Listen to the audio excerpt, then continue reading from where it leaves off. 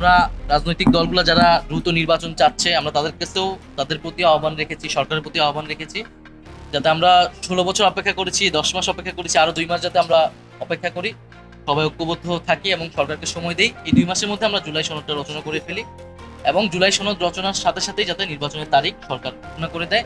পাশাপাশি জুলাই ঘোষণাপত্র যেটা 30 কার্যদিবস ছিল সেটা কিন্তু অনেক কার্যদিবস হয়ে গেছে, কিন্তু আমরা কোনো ধরনের পদক্ষেপ দেখছি না। সেটিও আমরা আহ্বান জানিয়েছি যাতে সেই নির্ধারিত সময়ের মধ্যেই জুলাই ঘোষণাপত্রটি বাস্তবায়িত হয়।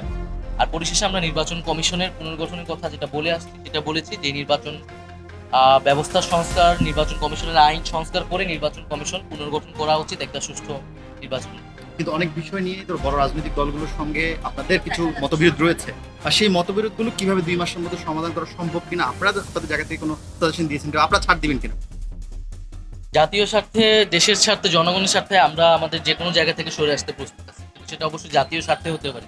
কোনো দলীয় স্বার্থে বা কোনো দলের চাপে সরকারও যাতে কোনো ধরনের সিদ্ধান্ত না নেয় আমরা সেই বিষয়টি আহ্বান জানিয়েছি।